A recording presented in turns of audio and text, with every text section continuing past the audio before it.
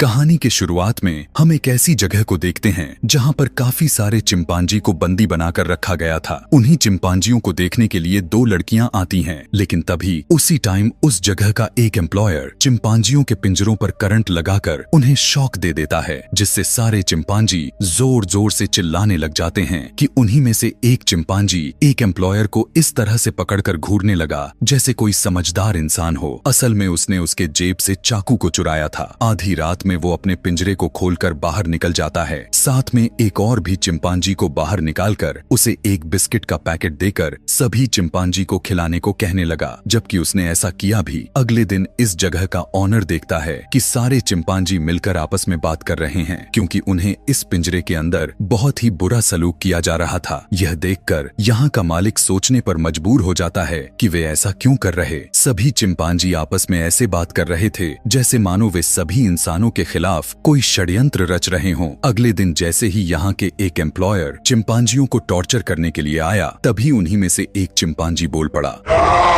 उसकी आवाज सुनकर सभी चिंपांजी और इंसान दंग रह गए, क्योंकि उनके साथ ऐसा पहली बार हुआ था कि कोई चिंपांजी इंसानों की भाषा बोल रहा। फौरन से उस एम्प्लॉयर को मारकर उसे घसीटते हुए उसे अपने वाले केज के अंदर लॉक्ड कर देता है। तभी सारे चिंपांजी एक दूसरे एम्प्लॉयर को देख लेते हैं और उसे पकड़कर मारने पीटने लग गए। लेकिन तभी जो चिंपांजी इंसानों की भाषा बोला था, उसने सभी चिंपांजियों को दूर करते हुए इन्हें ऐसा करने से रोक लेता है और उस एम्प्लॉयर को भी उठाकर उसी शेल में बंद कर दिया। अगले दिन एक घने जंगल को दिखाया जाता है, जहां काफी सारे चिंपांजी की परिवार एक कतार में कहीं जा रहे होते हैं। तभी काफी सारे लोग उन पर बहुत ही तेजी के साथ धावा बोल दिए। उन्हें देखते ही सारे चिंपांजी अपनी अपनी जान बचाकर इधर उधर भागने लग गए। लेकिन तभी भागते हुए कुछ चिंपांजी इंसानों के बिछाए हुए ट्रैप में फंस गए और उन्हें बॉक्स में बंद कर करके अपने साथ लेकर चले जाते हैं। अगले दिन लैब के अंदर एक और चिंपांजी को पजल सॉल्व करते हुए दिखाया जाता है। वहीं पर विल नाम के डॉक्टर को देखते हैं, जो इस लैब में लगभग 3 साल से किसी रिसर्च पर काम कर रहा है, कि तभी विल उस चिंपांजी को देखकर चौंक जाता है, क्योंकि यह पहला चिंपांजी था जो उनके आंखों के सामने तकरीबन 20 बार उस पहेली को सॉल्व कर दे रहा था। उसकी सोचने की क्षमता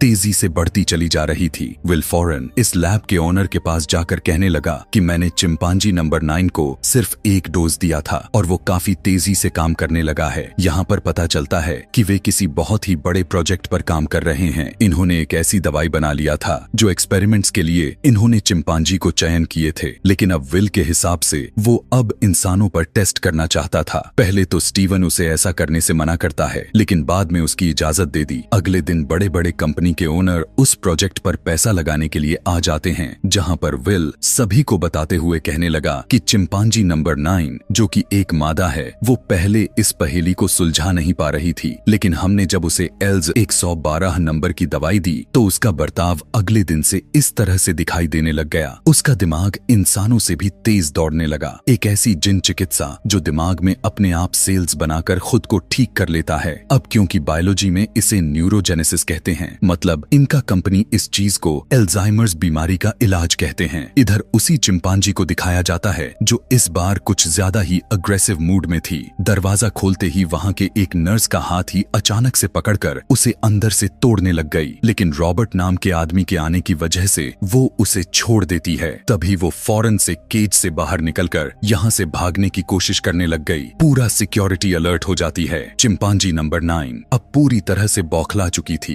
इधर विल दवाई का डील कर ही रहा होता है कि अचानक से स्क्रीन तोड़ते हुए चिंपांजी टपक जाती है। अभी वो आगे बढ़कर विल को मार देती, उससे पहले ही एक सिक्योरिटी गार्ड उस पर गन से फायर करके उसे मौत के घाट उतार दिया। यह देखकर विल शॉक्ड रह जाता है, क्योंकि उसे सोचने का मौका ही नहीं मिला था। यह देखने के बाद स्टीवन को लगने लगा था कि हमारे बनाए गए दवा का इन चिंपांजियों पर गलत असर हुआ है, इसीलिए अब वो सभी को मार देने का ऑर्डर्स दे देता है। विल को रॉबर्ट के थ्रू पता चलता है कि चिंपांजी नंबर 9 दरअसल पहले से ही प्रेग्नेंट थी और उसने सभी पर हमला नहीं बल्कि अपने बच्चे को इन लोगों से बचाना चाहती थी, क्योंकि उसे लग रहा था कि वे सभी उसके बच्चे को मार देंगे। रॉबर्ट विल को उस चिंपांजी के बच्चे को देते हुए कहने लगा कि प्लीज वो उसे अपने घर लेकर जाए, क्योंकि उसे सभी चिंपांजी को मारने का ऑर्डर्स मिल चुका है। पहले तो विल को थोड़ा अजीब लगा, लेकिन जब उसे ऐसा लगा कि इस बच्चे को मारना बिल्कुल सही नहीं, तो वो उसे अपने घर लेकर आ गया।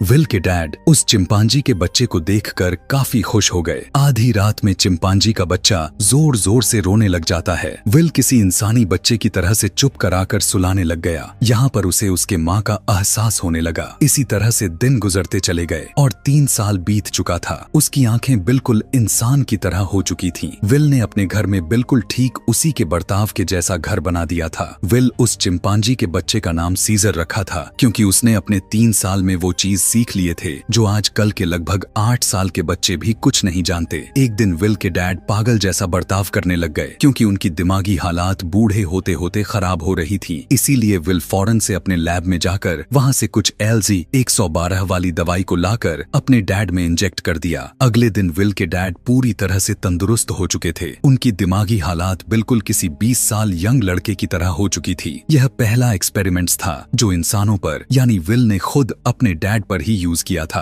अगले दिन कैरोलिन नाम की लड़की विल के घर सीजर के घाव को देखने आती है क्योंकि कुछ दिन पहले उसने किसी दूसरे के घर में घुस गया था। यह देखकर उस घर का ओनर उसे मारकर इंजर्ड कर दिया था। सीजर हमेशा की तरह अपने घर के विंडो से बच्चों को खेलते हुए देखकर बहुत ही खुश होता रहता है। अगले दिन विल अपने डैड और कैरोलिन के साथ सीजर को जंगल में घुमाने के लिए लेकर जाता है जहाँ पर पेड़ों पर चढ़ने से पहले उसने विल से इजाजत मांगता है। यह देखकर विल सोचने लगा कि यह तो होशियार होने के साथ साथ बुद्धिमान भी है। विल की इजाजत लेने के बाद वो फौरन से पेड़ पर चढ़ने लग जाता है। जैसे जैसे वो पेड़ पर चढ़ रहा था समय लगातार बीतता चला गया जो अब सीजर पूरी तरह से 5 साल का हो चुका था। सीजर अब लोगों की पूरी बात सुनकर समझ पाता है, यहाँ तक कि इस पर एक्शन भी ले सकता है। एक दिन विल सीजर को उसी लैब को दिखाने के लिए गया जहाँ पर विल काम करता है। यहाँ आकर विल सीजर को बताता है कि तुम यहीं पैदा हुए थे और तुम्हारी माँ दूसरे चिंपांजियों के साथ रहती थी। सीजर के पूछने पर कि उसकी मॉम अब कहाँ है, तब वो उसे वो सारी बात बता देता है जो उसकी मॉम के साथ घटित हुआ था। अपने मॉम की मौत को लेकर सीजर पूरी तरह से टूट जाता है। यहाँ विल कैरोलिन को पूरा सच्चाई बताते हुए कहने लगा, मैंने सीजर की जान बचाने के लिए उसे लैब से छुपाकर अपने घर लाया, लेकिन उसे बिल्कुल भी नहीं पता था कि उन दवाइयों का असर उसकी माँ से उसे भी मिल चुकी है। दरअसल विल LZ